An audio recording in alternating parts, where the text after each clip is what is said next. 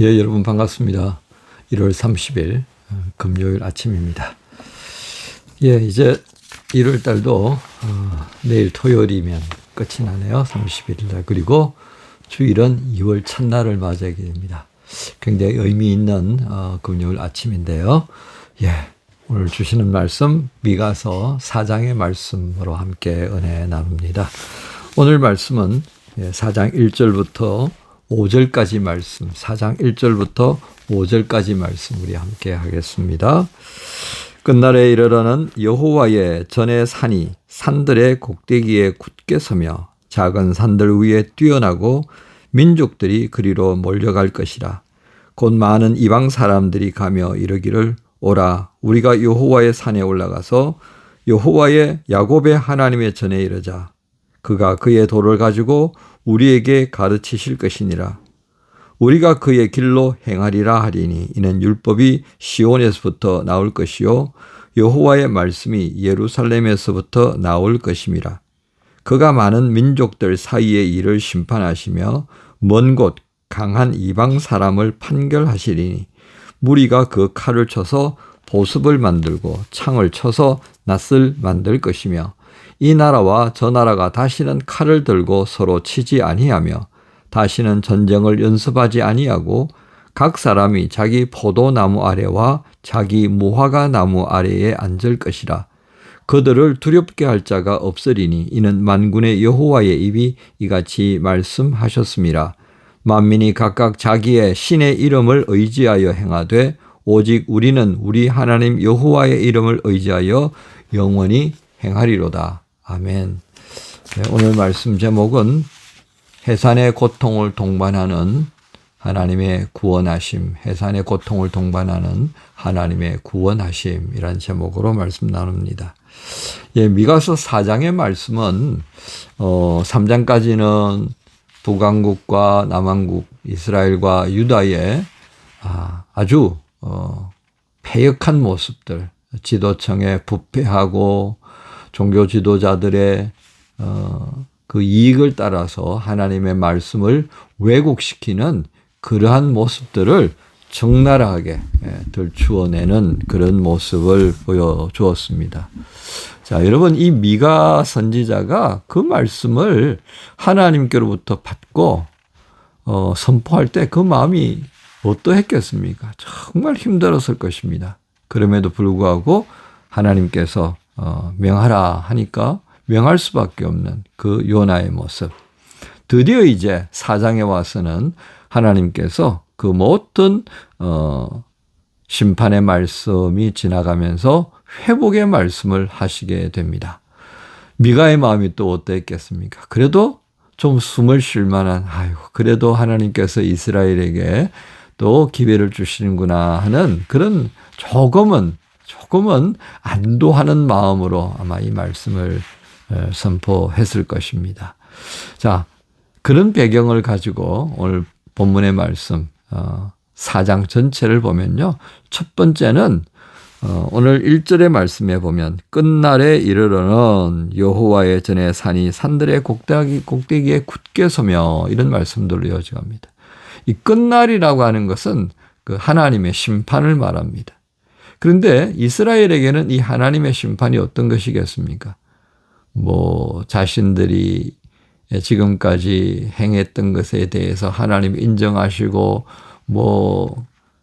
위로해 주시고 그런 거로 여겨 줄 수가 있겠습니다. 그러나 그것은요. 하나님의 공의와 정의를 행했을 때의 말입니다. 결국 이 끝날은 어떤 날로 우리가 정리할 수 있겠어요? 심판입니다. 부활의 심판이냐 사망의 심판이냐 그런 것처럼 말이죠. 이스라엘 백성들에게 위로가 되고 용기가 되고 칭찬이 되는 심판이 될런지 아니면 정말 아시리아와 바벨론에게 무너졌던 그 처참한 그날의 반복이 될런지 그것은 그들의 삶의 결과물이 증거하게 될 것이 분명합니다. 자, 그런 측면에서 보면 우리의 승리의 날이다 이렇게 말하기가 그렇습니다. 결국 누구의 승리의 날이 되겠습니까? 그렇습니다. 하나님께서 이 땅을 다스린다라고 하는 하나님 주권이 분명하게 확인되는 바로 그날, 곧 하나님의 승리의 날이 될 것입니다. 바로 그날에 믿음으로 하나님의 그 뜻을 헤아리며 살았던 이들에게는 기쁨과 감사와 위로의 바로 그날이 되겠죠. 자, 이날에 이제 하나님께서 주권을 가지고 계시고 하나님이 만국을 다스린다라고 하는 그런 확인이 되어질 때에 일어나는 일들 한번 보세요. 이제 곧 많은 이방 사람들이 가며 이르기를 오라 우리가 여호와의 산에 올라가서 야곱의 하나님의 전에 이르자, 이런 이제 노래를 하게 됩니다. 우리 찬양에 있잖아요. 오라 우리가 여호와의 전에.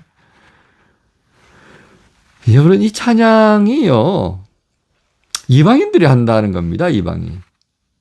이스라엘 백성들이 하는 것이 아니라요. 이걸 주목해 볼 필요가 있겠습니다. 하나님께서는 오늘 이 말씀을 통해서 야곱의 하나님을 향하여서 이렇게 표현합니다. 야곱의 하나님의 전에 이르자. 야곱의 하나님. 이것은요, 이스라엘의 정체성을 완벽하게 드러내는 칭호입니다. 야곱의 하나님. 그래서 이방인들은요, 들어올 수 없는 성전을 만드는 거예요. 그들에게 허락된 것은 훗날 이방인의 뜰이라고 하는 것밖에 없어요. 이 시대 때는 없는 겁니다. 자, 그런 시점에 이방인들이 그곳으로 모여들기 시작한다. 이제는 더 이상 우리들의 하나님이다라고 하는 외침이 이제는 의미 없게 되어버렸다, 그 말이죠. 자, 그렇다면 이게 오늘 우리 예수님을 믿는 성도들의 관점에서 보면 어떻습니까? 이제 이 거룩한 산, 여호와의 산, 야곱의 하나님의 전에 이르자. 이 전은 결국 예루살렘에게만 국한된 것일까요? 아닙니다. 그죠? 예루살렘 완전히 넘어서는 겁니다. 그것은 예수 안에 세워진 교회입니다.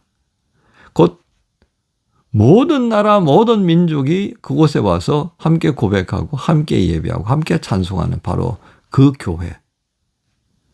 그 교회의 모습을 우리가 여기서 상상해 볼 수 있겠습니다. 이제 두 번째입니다. 두 번째 5절에 보면요, 만민이 자기 신의 이름을 의지하여 행하나 오직 우리는 우리 하나님 여호와의 이름을 의지할 것이라는 말씀을 하고 있습니다. 이제 한 단락이 끝나는 거죠. 그죠? 결국 어떤 의미이겠습니까? 지금 미가스가 말씀을 선포한 이 시대에는요, 정말 혼란스러운 겁니다. 믿음을 지키고 살아간다는 일을 찾기가 어렵습니다. 그죠? 통치자는 통치자대로, 선지자라고 하는 자들은 선지자들대로 다 각자의 이익을 쫓아서 온 사방에 이가 튀어오르듯이, 개구리도 튀고 이가 튀어오르듯이, 그죠? 그렇게 막 튀어오를 때였습니다. 그런데 만민이 자기 신의 이름, 자기의 이익을 쫓아서 만들어진 자기 신을 쫓아갈 때 어떻게 한다고요? 오직 우리는 우리 하나님 여호와의 이름을 의지할 것이다. 이게 무엇이겠습니까? 믿음인 겁니다. 참된 믿음에 대한 선포다. 우리는 그 하나님을 붙들고 하나님이 주시는 말씀을 붙들고 그리고 하나님이 원하시는 그 길을 갈 거다라고 하는 선포다고 말이죠. 이게 무엇이겠습니까? 바로 희망을 붙들고 사는 사람의 모습이다라는 것을 구체적으로 보여줍니다. 곧 이 사람들에게 1절에 있는 끝날이라고 하는 것은 대단한 위로가 되고 정말 소망을 가질 수 있도록 만들어주는 버팀목이 된다라고 하는 것입니다. 어쩌면 이 5절의 말씀이 오늘 우리 그리스도인들이 이 땅을 살아감에 있어서 붙들어야 될 십자가의 삶, 바로 그것이 아닐까 싶은 것입니다. 이제 마지막 10절의 말씀을 보십시다. 10절에 보면 딸 시온이여 해산하는 여인처럼 힘들게 나을지어다 바벨론까지 이르러 거기서 구원을 얻으리니 여호와께서 거기서 너를 네 원수들의 손에서 속량하여 내시리라. 여러분, 이 10절을 이해하기 위해서는요, 9절의 말씀을 한번 볼 필요가 있겠습니다. 9절에 보면 이제 네가 어찌하여 부르짖느냐 너희 중에 왕이 없어졌고 내 모사가 죽었으므로 네가 해산하는 여인처럼 고통함이냐. 우리가 원하는 이 구원은 누가 가져다 둘 거냐라고 하는 완전히 오리무중에 빠져버린 겁니다. 구원을 얻을 길이 완전히 막혀버린 거예요. 그러니까 이제 처절하게 울부짖는 것밖에 없는 거예요. 아기가 엄마 손을 놓아버렸을 때 엄마 하고 부르짖는 것처럼요. 그죠? 그런 부르짖는 겁니다.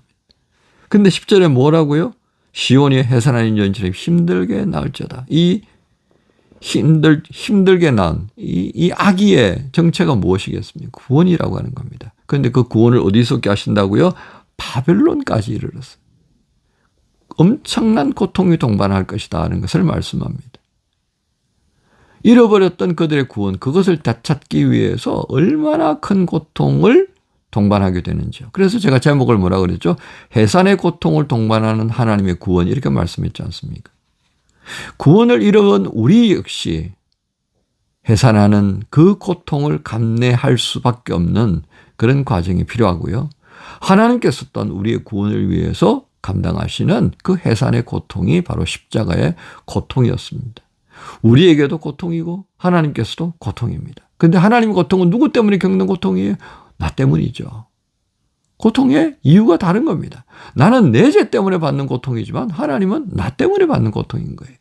그럼에도 불구하고 오늘 말씀에 기록되어진 이 구원을 위해서 우리는 그 고통의 과정들을 지나갈 수밖에 없다라고 하는 것입니다.